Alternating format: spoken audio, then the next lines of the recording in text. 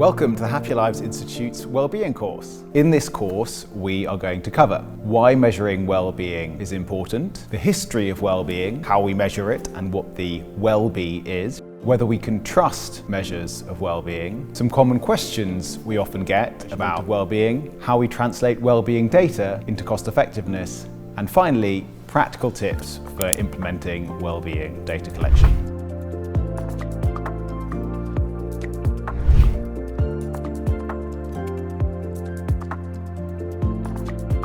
In 1882, philosopher Jeremy Bentham and the father of utilitarianism made a bold claim. The right and proper end of government in every political community is the greatest happiness of all the individuals of which it is composed. This idea has been widely accepted in theory, but strangely never really been put into practice. Why? For most of history, we simply did not have the tools to measure well-being directly. And by the time we finally did, governments were already obsessed with something else entirely, economic output. How did that happen? What happened to Jeremy Bentham's vision of government? Like most things in history, it wasn't the result of careful planning or deep moral reflection. It was a series of reactionary decisions guided by crisis, necessity, and the tools available at the time. So join me in this video to explore this fascinating history and learn how a very recent breakthrough has finally given us the tools to recognise the vision of a happier society. To understand why we measure GDP instead of well-being, we need to rewind to 1930s America. The roaring 20s had just come to a spectacular end. The stock market bubble burst, wiping out fortunes overnight. Factories shut down, businesses collapsed. Millions of Americans suddenly found themselves living in makeshift shelters on the outskirts of the world's richest cities.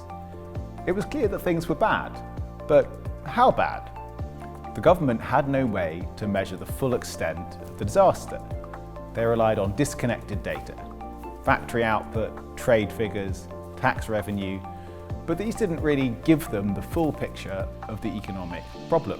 The government was flying blind, making decisions without truly knowing if policies were making things better or worse.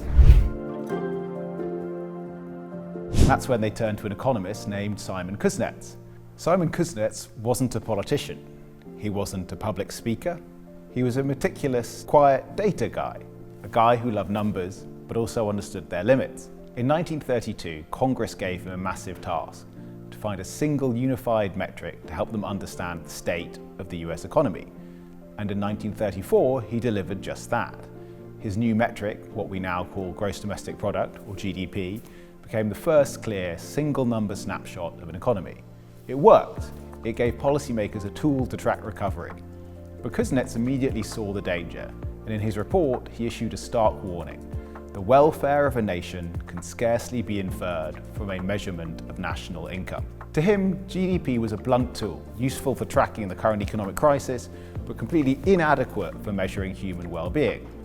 But just like Einstein and the atomic bomb, once the idea was out into the world, he had no control over how it was used. He had opened Pandora's box and there was no turning back. Perhaps after the Great Depression, GDP would have faded into the background, a tool for economists in crises, not policymakers in every day. But then, in 1939, World War II began.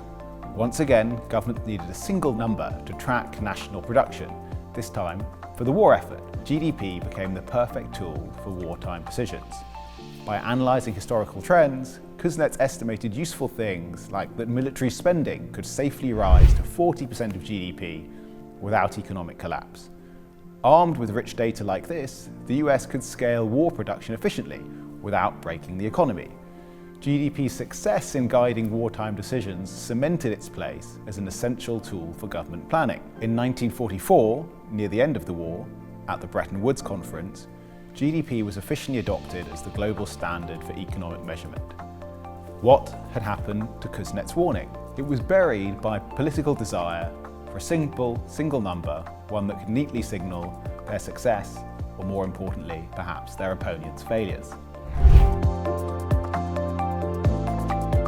It took until 1990 for GDP's first serious challenges to emerge. That year, a group of economists led by Nobel laureate Amartya Sen created the Human Development Index, the HDI, designed not only to reflect income, but also the capability of humans to choose their life path. Instead of tracking just economic output, HDI measured health, in terms of healthy life expectancy, education, in terms of years of schooling, and wealth, looking at income per capita. It was a step forward, away from the blind GDP dogma, but it wasn't enough, because this measure still had two major flaws. One problem was how much weight do we give to each category? The Human Development Index has three items: life expectancy, education, income, and gives all of them equal importance. This, of course, is arbitrary. You can ask this question about your own life. Do you consider education as important as income? How do we even put these things on the same scale? It's an apples to oranges comparison.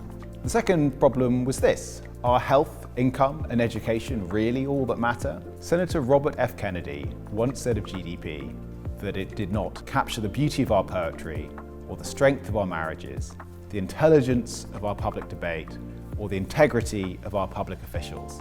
It measures everything, in short, except that which makes life worthwhile. And the same criticism could be levelled at the Human Development Index. It measured two extra things, sure, but we could hardly say it captured everything that made life worthwhile. In the background though, out of the limelight, a simple but revolutionary idea that would solve both of these problems was slowly gathering momentum. The idea? Just ask people how happy or satisfied they are with their own lives, rather than guessing for them. The most common way to do this is simply to ask, how satisfied are you with your life, all things considered? People answer on a 0 to 10 scale, where 0 means completely dissatisfied and 10 means completely satisfied. It's right that it's so simple.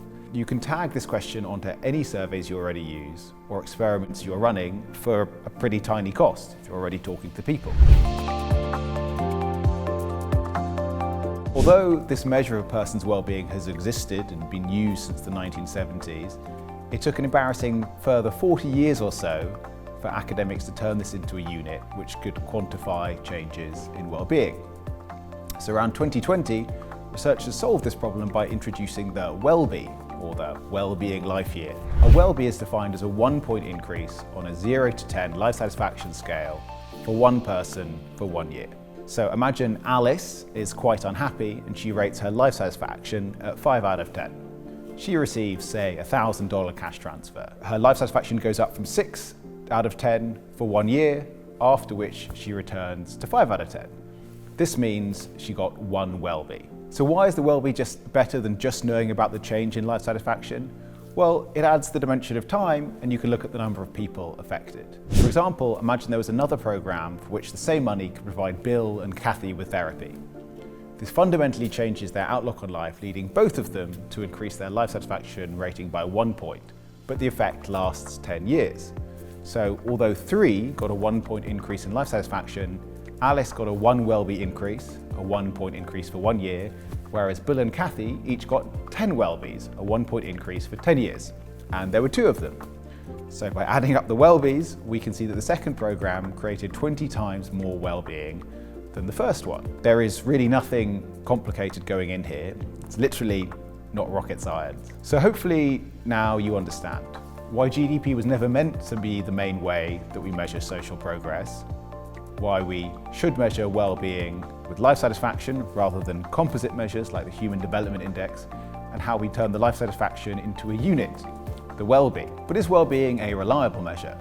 Join us in the next video to discuss whether well-being is useful in the real world.